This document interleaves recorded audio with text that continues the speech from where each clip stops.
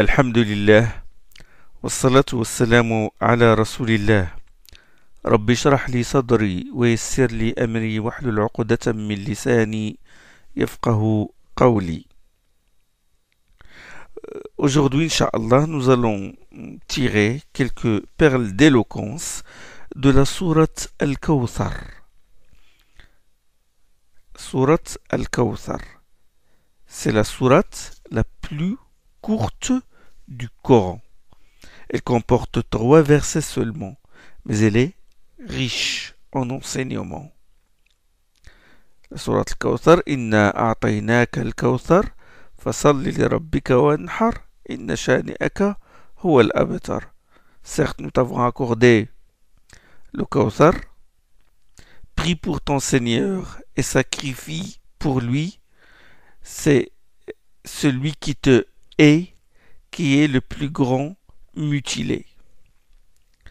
Inna a'taynaka al-Kawthar, fasalli li rabbika wanhar, inna shani'aka huwa al-abtar.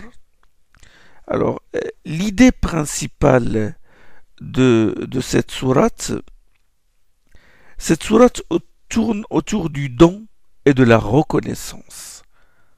Elle tourne autour du don et de la reconnaissance. L'ata wa shukr. Le don, il est illustré par la parole d'Allah. Inna a'taynaka al-Kawthar. Certes, nous t'avons donné le Kawthar. Ata. Et la reconnaissance, le shukr, il est exprimé par le verset. Accomplis donc la prière pour ton Seigneur et sacrifie. Fasalli li rabbika wanhar. Alors, lien de correspondance entre cette sourate et la sourate qui la précède, à savoir la sourate Al-Ma'un, il y a vraiment un lien de correspondance extraordinaire. Il est très fin. Contemplez avec moi cette perle d'éloquence. Méditons la sourate Al-Ma'un, à commencer par le premier verset. Le premier verset, as-tu vu celui qui traite de mensonge le dîn? Ara'ayta alladhi yukazzibu bid-din. Ça, c'est la sourate qui précède la sourate Al-Kawthar.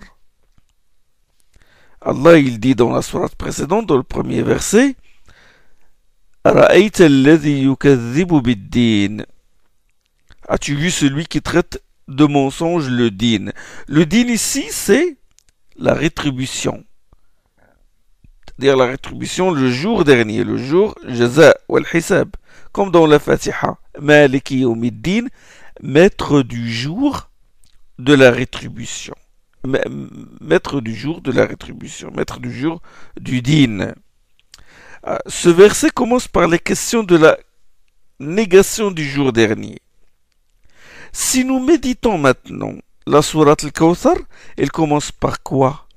Elle commence par Inna a'taynaka al-Kawthar. Nous t'avons certes donné le Kawthar. Le Kawthar a plusieurs sens, comme nous le verrons, Inch'Allah. Mais l'une des explications qui était donnée par le prophète sallallahu alayhi wa sallam, c'est qu'il s'agit d'un fleuve du paradis. Al-Kawthar, c'est un fleuve du paradis, comme l'a expliqué le prophète sallallahu alayhi wa sallam. Il a d'autres sens. Qui dit Kawthar dit paradis, bien sûr. Et qui dit paradis dit jour dernier. Donc la première sourate, la sourate Al-Ma'un, elle commence par la négation du jour dernier. Et cette sourate, la sourate Al-Kawthar, elle commence par quoi? Par l'affirmation du jour dernier. La sourate Al-Ma'un nous cite le cas du mécréant, de l'hypocrite qui traite de mensonge le jour du jugement. Ara'ayta alladhi yukazzibu bid-din. Quant à la sourate Al-Kawthar, elle réfute cette allégation de l'hypocrite par la parole d'Allah. Certes, nous t'avons donné le Kawthar. Inna a'taynaka al-Kawthar. L'hypocrite nie et Allah affirme en citant le Kawthar qui est un fleuve du paradis. Ça, c'est un lien de correspondance. Un autre lien de correspondance. Concentrons-nous sur l'idée centrale de la sourate Al-Ma'oun.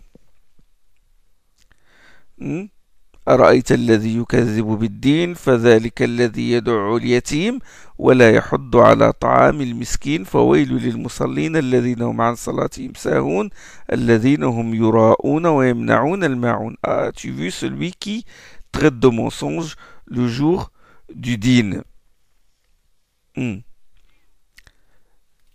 J'ai dit, essayons de nous concentrer sur l'idée centrale de la sourate Al-Ma'oun. Nous constatons qu'elle parle d'une qualité précise, à savoir l'avarice, al-bukhl.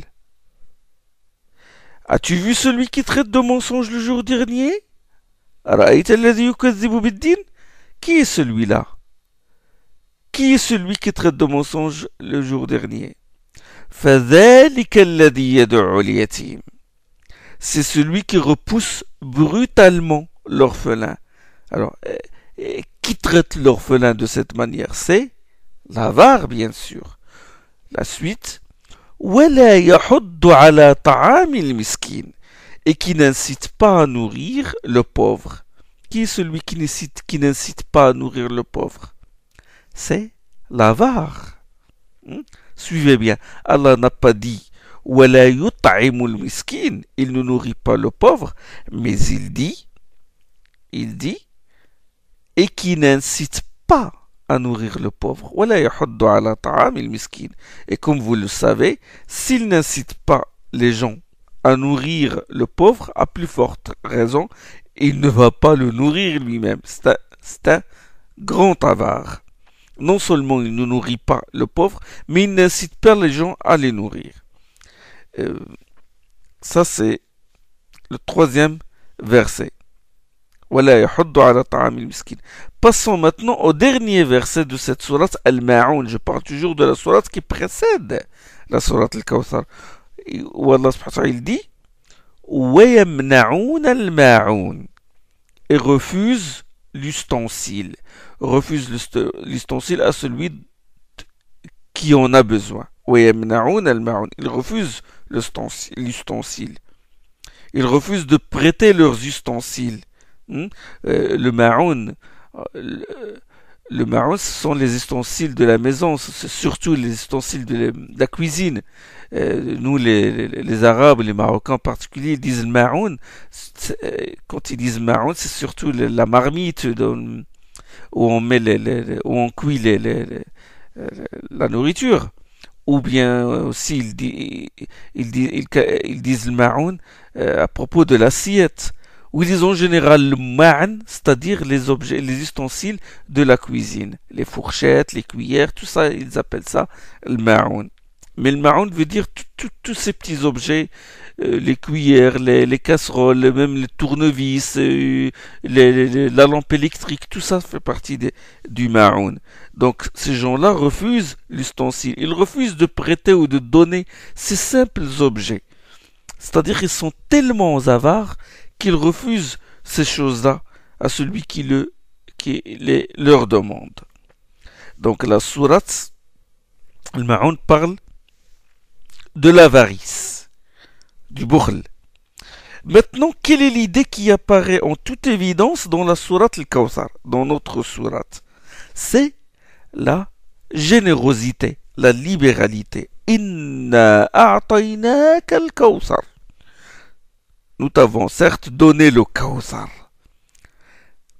Cette générosité est exprimée par nous t'avons donné et par le Kawthar. Donc nous t'avons donné générosité. Le Kawthar, l'un des sens du Kawthar est le bien en abondance, puisque Kawthar dérive de Kathir. Nous t'avons donné le Kawthar.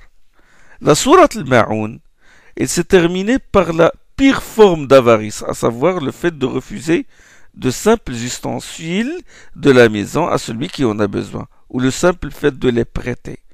Et la sourate Al-Kawthar a commencé par la générosité sublime d'Allah, le don immense d'Allah. Inna a'taynaka al-Kawthar.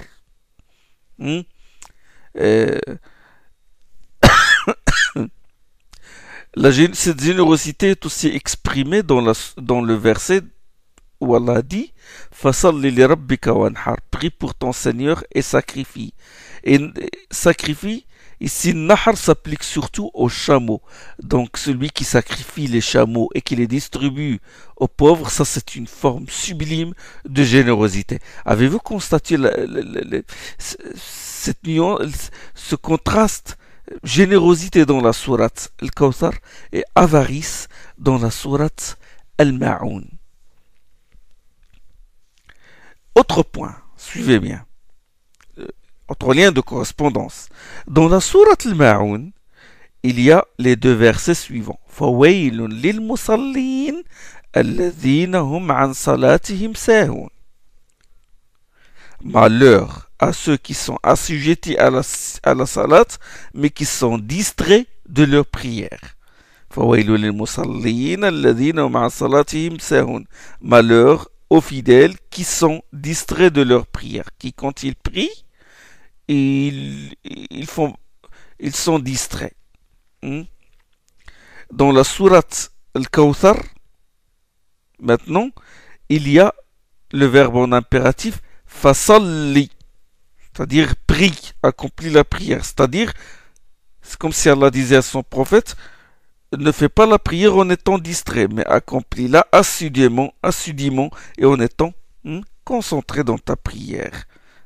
Donc, dans la sourate Al-Ma'oun, il parle des gens qui prient en étant distraits. Dans la sourate Al-Kawthar, il y a la prière avec assiduité. Fasalli. Donc, il y a un contraste. Un lien de correspondance. Un autre point, le verset 6 de la sourate Al-Ma'oun, Allah dit Alladhina hum yura'oun. Ceux qui font preuve d'ostentation. Et qui dit ostentation dit shirk. L'ostentation est une des formes du shirk d'association.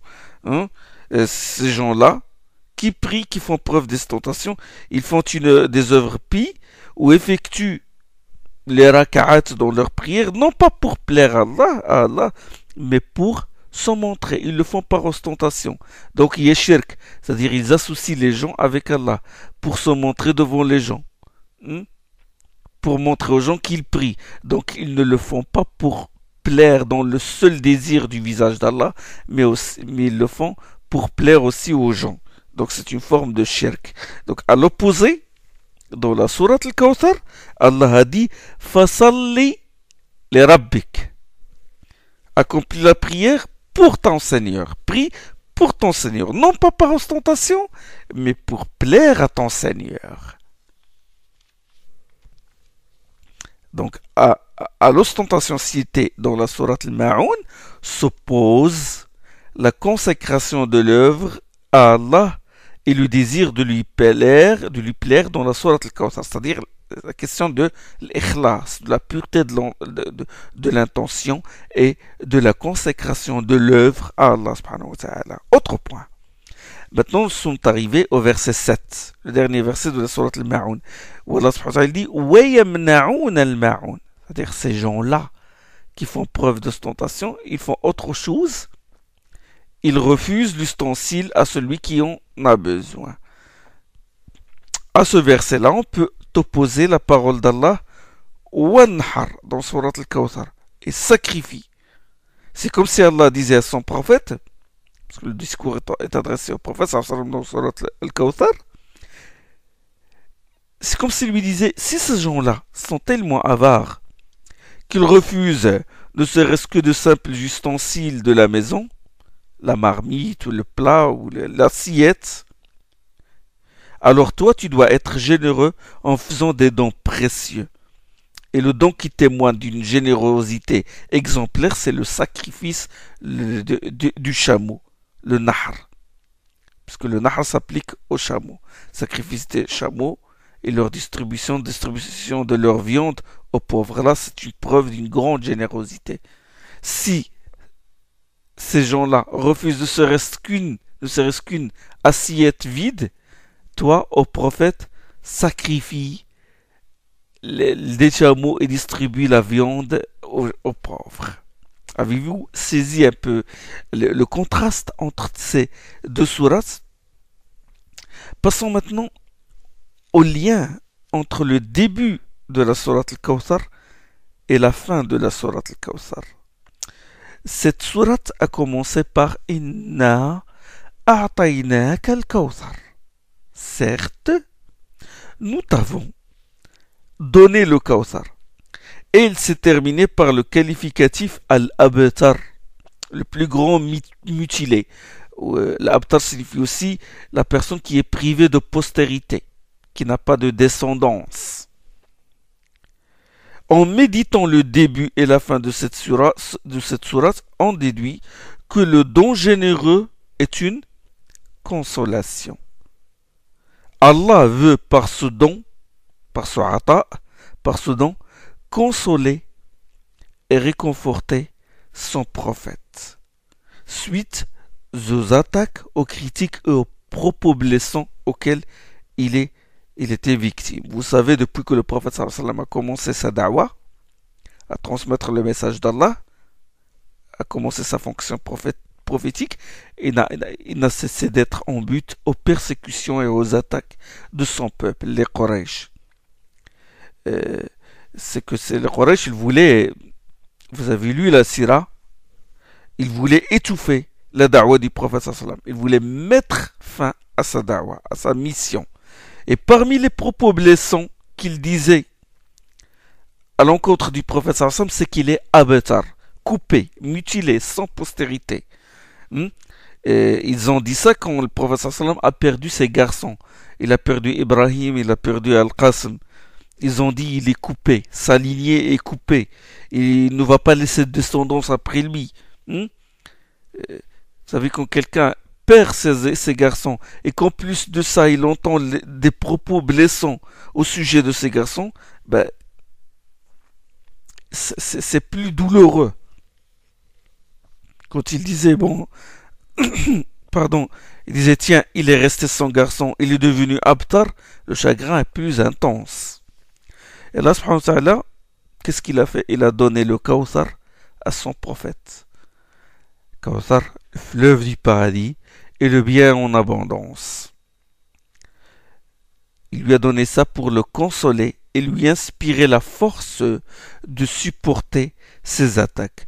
Allah lui a donné le Kawthar en compensation de la perte de ses garçons.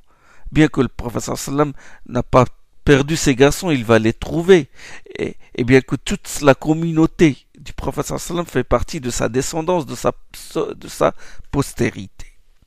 Ça, chers frères, chères sœurs, est une thérapie psychologique, si vous voulez. L'homme qui est victime d'un malheur, s'il réfléchit un peu et regarde ce qu'Allah lui a accordé comme bienfait, il supportera facilement son malheur. Bien plus, le malheur se transformera en un choc, en une reconnaissance. Mais s'il ne voit que ce malheur-là, qu'il a frappé, sans se rappeler les bienfaits d'Allah dont il jouit, là, qu'est-ce qui va lui être arrivé? Il souffrira encore plus de ce malheur et il va devenir de plus en plus ingrat vis-à-vis des bienfaits d'Allah. Maintenant, on va essayer de tirer quelques perles d'éloquence des termes même de cette sourate Al-Kawthar, qui est une sourate très éminente. Alors, le premier verset, Inna a'taynaka al-Kawthar. Nous t'avons certes donné le Kawthar. Alors, ça commence par Inna. Inna est composé de Inna et du pronom personnel, du pronom à la première personne du pluriel na. À la base, c'est innana. Innana. Il y a inna, la particule inna, et puis na, qui est le pronom personnel à la première personne du pluriel, nous. Mais la troisième lettre la troisième lettre nun, a été insérée dans les deux précédentes. C'est-à-dire, au lieu de dire innana, il y a inna pour plus de légèreté. Donc inna tout court est une particule affirmative ou confirmative. N'est-ce pas? Tawkid, harfu tawkid. Elle ajoute quoi? Elle ajoute de l'énergie à la phrase. C'est un intensif. C'est un intensif. Alors pour ce qui est de sa fonction syntaxique, là je donne un exemple simple. Quand on dit Zaydun muntaliqun, c'est un exemple explicatif. Zaydun muntaliqun. Si on introduit la particule inna, qu'est-ce qu'elle va faire cette particule? Elle va régir le nom Zaydun à l'accusatif et le prédicat, le nom muntaliqun, au nominatif. Ça devient inna Zaydan muntaliqun. Inna Zaydan muntaliqun. Inna tansubu al-mubtada wa tarfa'u al-khabar. Certes, Zayd est au départ, si vous voulez. Donc, ce qu'il faut retenir, c'est que la particule inna est un intensif qui ajoute de l'énergie à la phrase. J'ai traduit inna par certes, mais je reconnais que cette traduction est inadéquate, parce que l'adverbe certes implique une nuance concessive, ce qui n'est pas le cas de inna. Inna, c'est un intensif, c'est un affirmatif. Certes, l'adverbe certes, il marque une idée de concession et d'opposition. Inna indique que ce qui va être dit après est d'une grande importance. Ça donne de l'énergie à la phrase. À ce inna est attaché l'affixe na, qui est le pronom personnel sujet à la première personne du pluriel. À la première personne du pluriel. De quel pluriel s'agit-il ici? Du pluriel de majesté. Jam'u ta'zim. Allah parle de lui-même. Il ne dit pas moi, je t'ai donné, mais il dit nous. Il y a donc dans ce verset majesté, exaltation et intensification de l'idée. Ta'zim wa tawkid. Inna a'taynaka al-kawthar. Nous t'avons. Allah parle de lui-même. Il emploie la troisième personne la première personne du pluriel, et ce pluriel, c'est un pluriel de majesté. Les exégètes disent que ce verset est la réalisation d'une promesse qu'Allah a donnée à son prophète dans la sourate Ad-Duha, dans la sourate la matinée. Quelle est cette promesse? Allah subhanahu wa ta'ala a dit dans sourate Ad-Duha وَلَسَوْفَ يُعْطِيكَ رَبُّكَ فَتَرْضَى. Et c'est sûr que ton Seigneur te donnera ce qui te rendra satisfait. وَلَسَوْفَ يُعْطِيكَ رَبُّكَ فَتَرْضَى. Là, le verbe a'ta, il est au futur. Et dans la sourate Al-Kawthar, il est au passé. وَلَسَوْفَ يُعْطِيكَ, c'est le verbe a'ta. Il est au futur.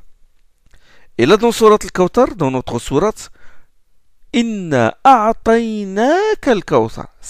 Il est au passé. Nous t'avons donné le Kawthar. C'est-à-dire que le don s'est déjà réalisé. Le Kawthar appartient déjà au prophète sallallahu alayhi wa sallam. Il lui a dit a'taynak. Suivez bien. Il lui a dit a'taynak et non pas ataynak. A'ta et non pas ata. Pourquoi? Souvent on traduit les deux par donner.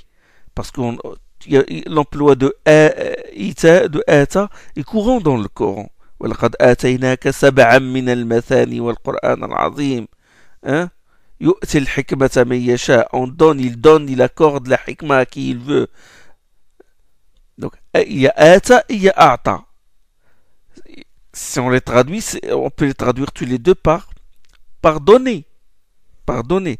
Mais il y a une différence entre ata et a'ta. Allah subhanahu wa ta'ala dans cette sourate, il n'a pas dit inna ataynaka al-kawthar. Mais il lui a dit inna a'taynaka al-kawthar. A'taynaka al-kawthar. Ben, l'une des différences les plus manifestes entre ces deux verbes, a'ta et ata, est que l'emploi du verbe a'ta, suivez bien, implique que la personne à qui on donne la chose en acquiert la pleine propriété. Et il ne risque pas d'être dépossédé de cette chose. Tandis que l'emploi de ata, yu'ti n'implique pas la même chose. Ata vient aussi du itien, de la venue. C'est comme s'il dit atainak, nous t'avons apporté. Et nous t'avons donné ou nous t'avons apporté. Mais ata, c'est comme si nous t'avons donné la chose et tu en acquiers la pleine propriété, de plein droit.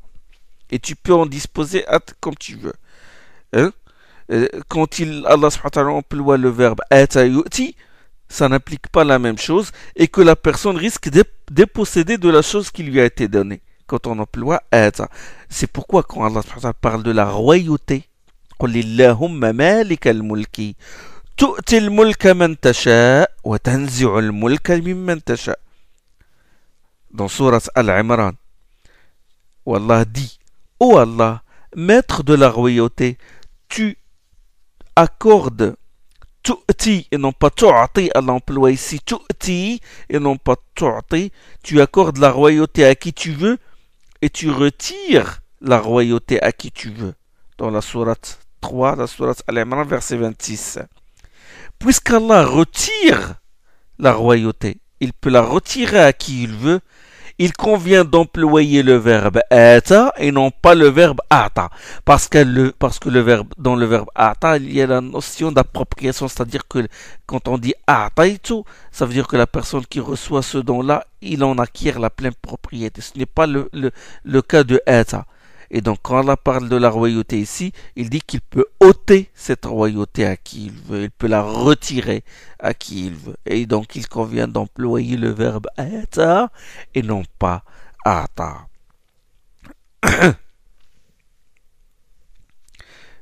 Rappelez-vous une chose, quand Sulayman alayhi salam a invoqué Allah en ce terme, il a dit Rabbi رب اغفر لي وهب لي ملكا لا ينبغي لأحد من بعدي. Sulayman a demandé à Allah subhanahu wa ta'ala, il a dit: Seigneur, pardonne-moi et accorde-moi un royaume que nul autre après moi ne puisse avoir. Dans Surat Sad. رب اغفر لي وهب لي ملكا لا ينبغي لأحد من بعدي. Allah, qu'est-ce qu'il lui a dit? Il lui a répondu, il a exaucé son vœu et lui a dit هذا عطاؤنا. Il a employé le ata et non pas le ita. هذا عطاؤنا. Ata, c'est un nom qui dérive du verbe ata. فمن أو أمسك بغير حساب. هذا عطاؤنا فمن أو أمسك بغير حساب. Tel est notre ata et non pas ita. Tel est notre don, distribue-le ou garde-le sans avoir à en rendre compte. Il n'a pas dit ita, mais bien a'ta. Et puisqu'il a employé a'ta, il lui a le verbe a'ta, ça veut dire que Sulayman a la pleine propriété sur ce don-là et il peut en disposer comme il veut. Et c'est pourquoi Allah subhanahu wa ta'ala lui a dit فمن أو أمسك بغير حساب. Distribue-le ou garde-le sans avoir à en rendre compte.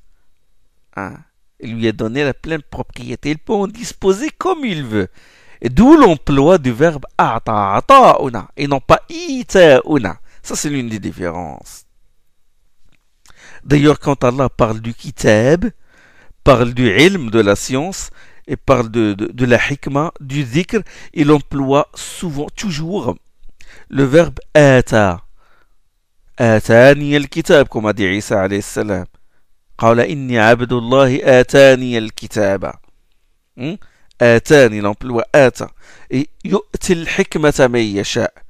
Il accorde la sagesse à qui il veut. Il n'a pas dit يعطي الحكمة, mais il a dit يؤتي الحكمة. Il emploie le verbe ata parce que celui qu'Allah a qui accordé le livre, celui à qui Allah a accordé la sagesse ou la science, il ne doit pas en disposer comme il veut, mais il doit la transmettre, il ne doit pas la taire. إن الذين يكتمون ما أنزلنا من البينات والهدى من بعد ما بيناه للناس في الكتاب أولئك يلعنهم الله ويلعنهم اللاعنون. Allah il a proféré de menaces graves à celui à qui il a apporté, il a donné, accordé le kitab, le livre, et qui tait ses enseignements, il ne les dispense pas. Donc il n'a pas la pleine propriété sur le kitab, il ne peut pas en disposer à sa guise, le taire comme il veut, non. Mais il doit le propager, le transmettre. Et il doit aussi agir en fonction se conformer aux enseignements de ce livre. D'où l'emploi de ata et non pas ata. Autre différence qui découle de la précédente, c'est que concernant les choses qui acceptent l'association et le partage, on emploie le verbe ata et on n'emploie pas le verbe ata. Comme dans le verset où Allah subhanahu wa ta'ala il dit il accorde la sagesse à qui il veut. Il accorde la sagesse à qui il veut. Parce que les gens se partagent la hikmah, ils se partagent la sagesse. Un tel a une part de sagesse, tel autre a une part, etc. Allah n'a pas dit yu'ati al-hikmah. Parce que s'il avait dit yu'ati, donner la hikmah, ça veut dire que toute la sagesse va à une seule personne. Mais la sagesse, c'est quelque chose que les gens se partagent, de même que le mulk, la royauté, d'où l'emploi de ata au lieu de ata. Autre différence, généralement le verbe ata s'applique aux choses matérielles. Il s'applique aux choses matérielles. Généralement ça. Comme dans le surat al-Layl où Allah subhanahu wa ta'ala dit فَأَمَّا مَنْ أَعْطَى وَاتَّقَى وَصَدَّقَ بِالْحُسْنَى. Celui qui donne, craint Allah, ajoute foi à la belle parole d'Allah, nous lui faciliterons certes l'accès à la facilité. فَسَنُيَسِّرُهُ لِلْيُسْرَى. فَأَمَّا مَنْ أَعْطَى ici, donner, ça veut dire donner de l'argent, des biens, etc. C'est quelque chose de matériel. حتى يعطوا الجزية عن يد وهم صاغرون dans la sourate Tawbah, jusqu'à ce qu'ils donnent la jizya, la capitation. Ça c'est concernant les mécréants d'entre les gens du livre. Allah emploie a'ta et non pas ata parce que c'est quelque chose de matériel. Et l'emploi de ata, il est plus général que l'emploi de a'ta. Inna a'taynaka al-kawthar. Nous t'avons assurément donné le kawthar. Allah, il a déterminé la personne qui jouit de ce don. Il n'a pas dit Inna a'tayna al-kawthar. Il n'a pas dit nous avons donné le kawthar, mais nous t'avons donné le kawthar. Le discours est directement adressé au prophète sallallahu alayhi wa sallam pour montrer son éminence, les tashrif, les takrim. Quand on veut honorer quelqu'un, on s'adresse à lui directement. On emploie le style direct. On dit tu as, je t'ai. C'est plus éloquent. Mais quand on veut blâmer quelqu'un ou lui faire des reproches, il vaut mieux ne pas s'adresser à lui directement. Parce que c'est blessant. Quand le professeur sallam constate un fait blâmable, constate que des gens ont commis quelque chose de répréhensible et qu'il veut les blâmer, ben, il ne s'adresse pas à eux directement. Il dit qu'en est-il des gens qui font des choses, qui font telle et telle chose. Il parle à la troisième personne du singulier. Allah subhanahu wa ta'ala aussi n'a pas dit je t'ai donné le kawthar, mais il a bien employé le pluriel de majesté comme j'ai expliqué tout à l'heure. Pourquoi? Pour montrer la grandeur du don. Pour montrer la grandeur du don. Un don qui vient de quelqu'un de sublime, de majestueux et lui-même sublime.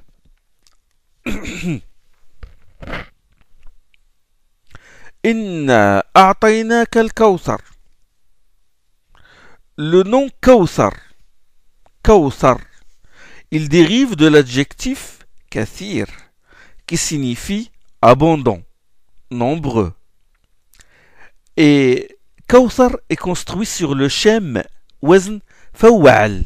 Faw'al. Comme j'ai dit dans les séances précédentes, la structure des noms et des verbes est d'une grande importance en langue arabe. Les shem, le wazn, awzan, sont des modèles qu'on applique aux racines des mots. Vous savez, akala, il est construit sur le shem fa'ala. Donc, il est sur le wazn faw'al. Kawthar, il est construit sur le shem faw'al, qui est une forme intensive du mot kathir. Si kathir signifie abondant, Kawthar signifie très abondant. Sirat al-mubalagha. C'est une forme intensive. On dit par exemple à propos d'un homme très courageux, on dit à son propos qu'il est jawhar. Jawhar. Jawhar vient du verbe jahara. Jahara, ça veut dire manifester. Divulguer. Jawhar est quelqu'un qui se montre. Il défie ses ennemis dans la bataille. Il se montre. Il les défie de les combattre. Il dit qui peut me combattre, qui est capable de yajharu bi nafsihi. Jawhar est une forme intensive. Donc Kawthar est une forme intensive. Le shem faw'al prouve dans ce verset que le don est généreux. Il est sublime et abondant. Que ce Kawthar soit une description d'un fleuve, du paradis, ou le fleuve lui-même, parce que bon, selon certains des hadiths authentiques, dans le Bukhari et ailleurs, le prophète sallam a lui-même expliqué que le Kawthar est un fleuve du paradis, dont les rives sont en or, le lit en perles, il est plus doux que le miel, et qui comporte 2 canaux qui se déversent dans la vasque, dans le haoud, qui se trouve sur l'aire de résurrection. Ce haoud-là, cette vasque-là, dont s'abreuveront ceux qui l'ont suivi, ceux qui se sont abreuvés de la sunna du prophète sallam dans cette vie, le jour du jugement, le prophète sallam va leur donner à boire de l'eau qui se trouve dans cette vasque, et dont la source c'est le fleuve Al-Kawthar. Et le Kawthar ne signifie pas seulement un fleuve au paradis, mais aussi le bien en abondance. Il signifie aussi le grand nombre d'adeptes. Il signifie aussi la renommée du prophète sallallahu alayhi wa sallam. Il signifie la prophétie elle-même, la science. Il signifie les enfants du prophète sallallahu alayhi wa sallam. La position de louange dont fait partie la grande intercession, puisqu'il va intercéder en faveur des gens en général, pour qu'Allah subhanahu wa ta'ala juge entre eux. Quand ils seront dans l'ère de la résurrection, ils attendent le jugement. Et puis le prophète sallallahu alayhi wa sallam, c'est le seul qui va agir et qui va se prosterner devant le trône d'Allah subhanahu wa ta'ala. Il va lui demander de juger de juger les gens. Et c'est le maqam al-mahmoud. Ce jour-là, il va intervenir au moment où les autres prophètes ils disent non, moi je veux juste sauver ma personne. Mais lui, le prophète sallam, il va intercéder en faveur de toutes les communautés pour qu'Allah les juge. C'est l'une des intercessions, sans parler de des intercessions particulières qu'il va faire en faveur de sa communauté. Ça, c'est le maqam Mahmoud, et c'est l'une des explications de Al-Kawthar. Saïd ibn Jubair, qui est un des disciples d'Abdullah ibn Abbas, il a dit à propos du Kawthar qui est le fleuve qui est au paradis, et ce fleuve fait partie du bien en abondance du Kawthar qu'Allah lui a accordé. C'est-à-dire que le fleuve fait partie du Kawthar. Donc Kawthar, c'est un bien en abondance, que ce soit dans ce monde ou dans l'au-delà. Et vous remarquez, chers frères, chères sœurs, que cette forme intensive, Kawthar, il convient au style général de ce verset. C'est-à-dire que tout est sublime et majestueux dans ce verset. Le verset a commencé par la particule inna, intensif, inna, puis na, qui est un pronom qui désigne le pluriel de majesté, et puis le verbe ata, qui prouve que le bénéficiaire du don en acquiert la pleine propriété, puis le deuxième na, inna a'tainaka, naka, qui est aussi le pluriel de majesté, et puis le pronom ka, qui est eux, nous t'avons donné ce pronom qui désigne le prophète sallallahu alayhi wa sallam qui est éminent au regard d'Allah subhanahu wa ta'ala.